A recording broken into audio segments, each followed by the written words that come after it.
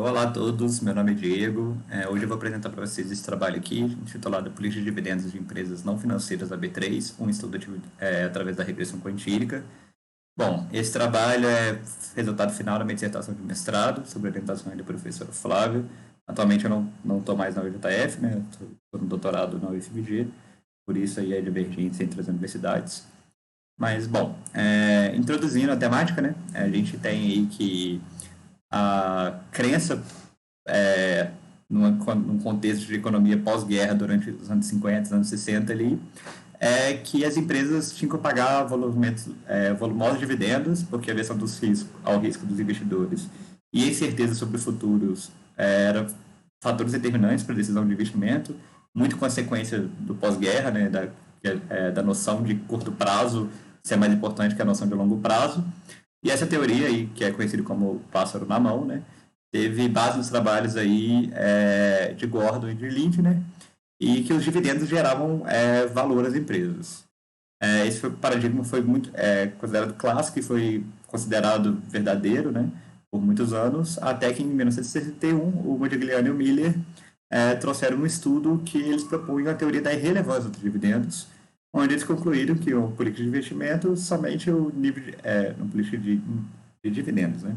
Somente o nível de investimento que determina o valor das empresas e que o preço atual e o retorno dos acionistas não são impactados diante da presença ou não de dividendos. Essa temática ela é bem controversa na literatura, né? O Brealey e outros autores aí falam que é um dos maiores problemas que a gente tem em finanças, que a gente não encontra solução, porque é necessário mais estudos, né, mais pesquisas empíricas e teóricas para tentar encontrar um consenso aí. E o Anajar fala que o problema das pesquisas em geral, do tamanho da divergência, são a utilização de diferentes métodos, janela de tempo, variáveis diferentes, falta de padronização de legislação, entre outros, né? Então, considerando esse contexto e levando em conta o Brasil também, que a gente tem uma legislação específica para os dividendos, como dividendo obrigatório o pagamento de dividendos, não é tributado, a gente tem o juros sobre capital próprio, a gente ainda tem influência de governança corporativa, entre outros aspectos. Então, considerando isso, né, a gente buscou identificar os direcionadores da política de dividendos das empresas brasileiras, né, dado o setor de atuação delas, e analisando, através de uma técnica conhecida como regressão quantílica, a partir dos quartis percentuais da amostra, quando ocorre maior e menor nível de distribuição, qual o efeito dessas variáveis na política de dividendos. Bom, a gente tem inúmeros estudos que tratam da política de dividendos. Eu optei aqui trazer só os nacionais, que eu acredito que seja relevante no sentido de a gente está estudando o mercado brasileiro, então a gente tem que as particularidades aqui importam. O Stroer é um autor que utilizou uma técnica semelhante à minha, semelhante não, ele utilizou regressão quantílica na dissertação de mestrado dele, e ele tentou entender o fator que impacta o dívida de payout das empresas, considerando aí os quartis percentuais entre 2009 e 2013, e encontrou resultados que dizem que tamanho, enfim, vários fatores. Já o Viana Júnior e outros autores, eles estudaram a relação entre preço de dividendos e o valor de mercado das companhias entre 2009 e 2014. A Galvão e os outros autores também investigaram o pagamento de payout incremental. E em todos eles, né, a gente tem o problema que a Najar destacou, e se introduzir outros estudos aqui, vai ser no mesmo sentido, de que são métodos diferentes, variáveis diferentes, janelas de tempo diferentes. Então a gente encontra divergências, mas em geral a gente encontra aí que fatores relacionados a tamanho, rentabilidade, risco, alavancagem, endividamento, concentração acionária, entre outros, são sim relevantes para a política de dividendos, mas que afetam em níveis diferentes e a depender, né, da amostra, do tempo, do método, e por isso que a gente trabalha com a regressão quantílica nesse estudo, porque a gente consegue captar essas diferenças, né, dado o artigo percentual da amostra. Então, a gente coletou os dados aí, utilizou eles na forma de painel, porque a gente considerou uma janela grande aí entre 96 e 2020. 96 foi escolhido por conta do juros sobre capital próprio, que foi instituído em 95. A gente não considerou outras questões legislativas que alteraram a política de dividendos, como acho que foi em 2010 a última grande alteração, né? Mas não alterou a forma de distribuição, né? Só alterou algumas questões relacionadas à contabilidade e obrigatoriedade, né? Mas, enfim, a amostra total foi de 527 empresas. Esse número é considerando empresas ativas e canceladas, por conta do viés de sobrevivência. A gente excluiu o setor financeiro e o setor de outros pelas particularidades de cada um. O setor financeiro tem um balanço, os balanços de banco, né, tem as particularidades bem específicas. E o setor de outros são compostos por empresas aí voltadas a maior parte a controle de outras empresas e que não são financeiras. Então, os balanços dela praticamente não tem ativo, não tem fluxo de caixa, então também não faz sentido nem distribuir dividendos, né?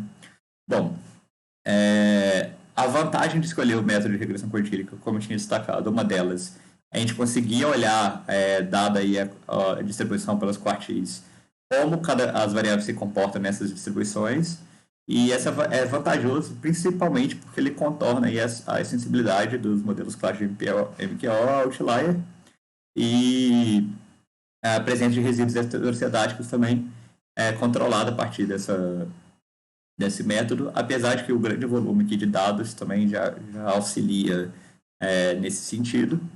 Mas quando a gente considerou a amostra toda aí para estimar os modelos, a gente, sem dividir os setores, né? A gente estimou tudo por regressão através de efeitos fixos, com efeitos fixos por setor e por temporal, né? E quando a gente utilizou a variável para o dividend payout, né, que a gente utilizou dividend yield e dividend payout, a gente utilizou uma dummy para controlar os efeitos fixos de payout negativo, porque é permitida a distribuição de dividendos mesmo com lucro líquido negativo no período, desde que haja aí lucros acumulados e algumas outras condições que atendem. Então, para não excluir essa observação, essa dama ajuda a controlar esse efeito. E, além disso, também, né, são casos marginais, são alguns poucos casos que têm esse dividend payout negativo. Então, a gente, só para poder ter o maior número de informações possíveis. Bom, essas foram as variáveis que a gente selecionou, né? A gente tem as características relacionadas à rentabilidade, as oportunidades de crescimento e endividamento, de liquidez, controle, risco, tamanho, de governança corporativa, efeitos macroeconômicos, né, PIB, juros, câmbio. A gente utilizou também uma variável de incerteza política, que é construída aí pelo EPU, né, e apesar de a gente ter umas críticas em cima dela, é uma proxy interessante para a incerteza no cenário político brasileiro. E a gente também incluiu variável de tempo nas amostras para evitar os efeitos fixos do tempo, né? Bom, trazendo aqui as estatísticas descritivas, a gente pode ver que para toda a amostra aí, a gente tem uma média de dividend yield de 3,15%, desde 96 a 2020, né? Então, pode ser considerado um valor baixo, a gente perde, se você investisse, né, em todas as empresas, né, desde essa época, provavelmente você teria, olhando só para o dividend yield, seu resultado seria abaixo da inflação. E eles têm um payout aí de 29,7% de média, que é interessante, porque, em geral, né, as empresas declaram em 25% de payout, ou 20%, dependendo, né? E quando a gente olha aí a amostra por setor, a gente consegue perceber que já tem umas diferenças, né? O payout não muda tanto, né? A gente tem payouts aí entre 20% e 40%, não se altera tanto, mas quando a gente olha pro dividend yield, a gente consegue ver uma diferença. A gente tem alguns setores como utilidade pública, petróleo e comunicações com alto valor, né? E um baixo valor para outros setores como tecnologia da informação, saúde e etc. A gente olhando também para o primeiro quartil, a gente consegue ver que todos os valores zero.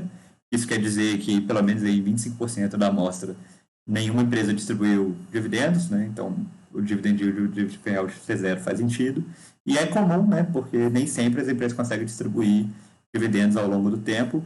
A gente tem também uma simetria positiva, que a gente consegue identificar que os valores estão entre a média e a mediana, e faz sentido também, porque elevados valores é difícil de encontrar, né?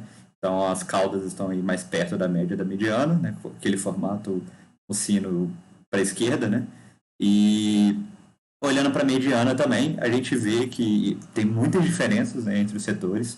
Então, quando a gente inclui aí a amostra todas por setor, a gente está excluindo essa heterogeneidade dos setores. A gente tem setores aí com mediana de payout zero, tem setor com 17%, o dividend yield é a mesma coisa. Então é interessante, se faz necessário, né, a gente olhar, quando a gente olha por setor,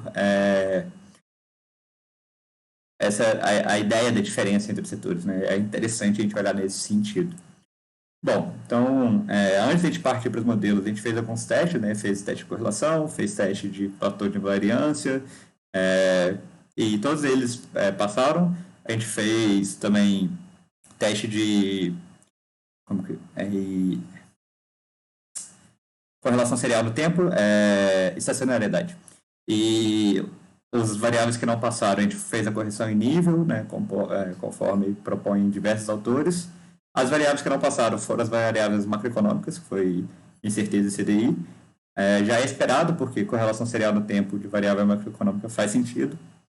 E, enfim, partindo para as estimações, né, quando a gente olha aí para o modelo com toda a amostra, a gente tem que o tamanho é positivo em todas as quantias, aí, tanto para o dividend yield quanto para o dividend payout.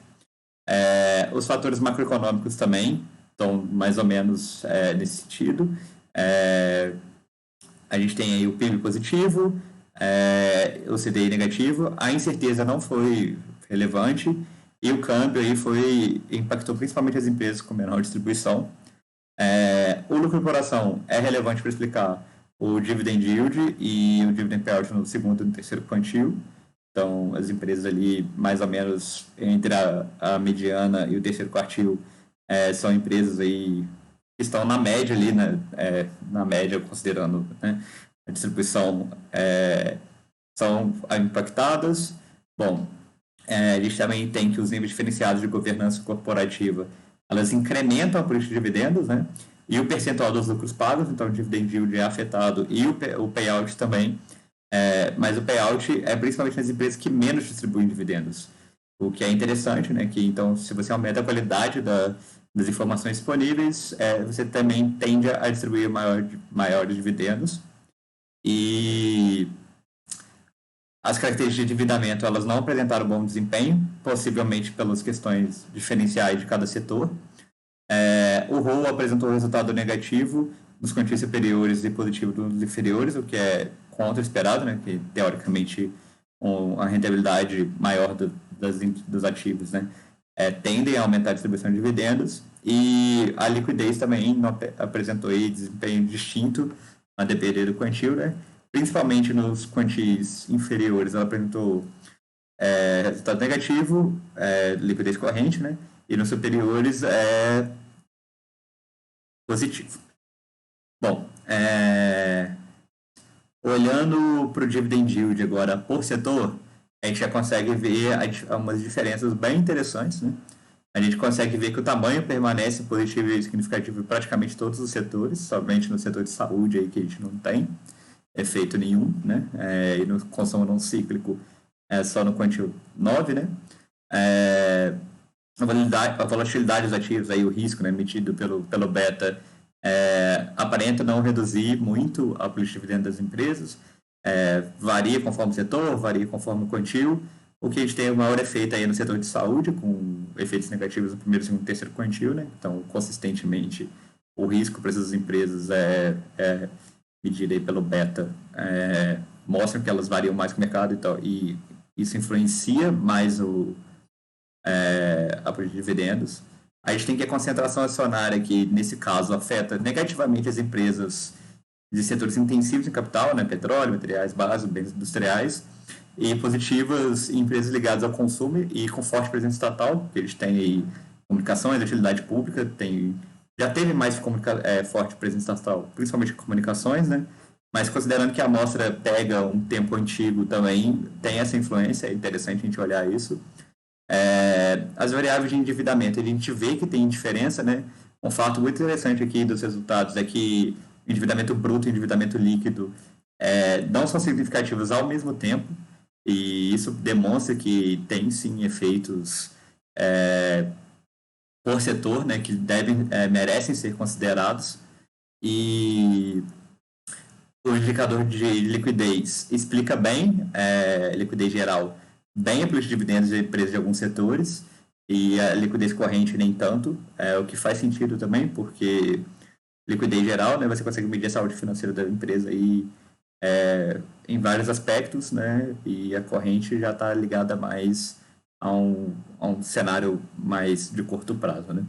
A gente tem também que as variáveis macroeconômicas elas possuem forte influência tanto no aumento quanto na redução, né, dependendo da variável. E a governança também influencia os setores diferentemente, dependendo do setor, dependendo do quantio, com efeitos positivos e negativos. É interessante a gente olhar isso também. E quando a gente olha para o setor olhando a divisão por setor, para o dividend payout, a gente tem uns resultados parecidos, mas tem algumas coisas diferentes, né? O tamanho ele permanece positivo em praticamente todos os quantios. Aí as variáveis de rentabilidade aqui já não fazem tanto sentido, principalmente porque como o payout já é definido, né? Então, previamente, rentabilidade aqui pode não fazer muito efeito. As variáveis de endividamento, elas apresentam relações significativas e com efeitos diversos, dependendo também, assim como no dividend yield, a gente tem mais ou menos a mesma coisa, né, que se tem endividamento bruto e não tem endividamento líquido, e vice-versa. O indicador de liquidez, mais uma vez, apresenta um bom poder, né, de explicação para a distribuição do nível de distribuição, né. As variáveis macroeconômicas também têm forte influência aqui no payout, menos do que no dividend yield, mas mostra aí que as empresas olham sim para o cenário macroeconômico, né, para determinar a política de dividendos, o que é esperado, e mais uma vez também níveis diferenciados de governança apresentam aí efeitos diversos. Bom, como considerações finais aí, a gente traz que foi possível identificar que as variáveis para o presente estudo apresentam em algum nível significância para explicar por dividendos e dependendo do setor. Tem algumas características que são mais explicativas que outras, né, como tamanho, fator macroeconômico e liquidez e rentabilidade em alguns casos. E aí ficou claro aí, então, que as características intrínsecas e a estrutura de capital das empresas, concentração acionária, endividamento e rentabilidade, elas apresentam influência diferente por cada setor, e dependendo também do nível de distribuição, né, das empresas. E a gente tem aí diferenças significativas quanto ao dividend yield e o payout, então a gente não pode tratar os dois como proxies para mensurar dividendos. Então, nesse sentido aí, trabalhos que diferenciem isso e se aprofundem mais na estrutura capital de cada setor são interessantes.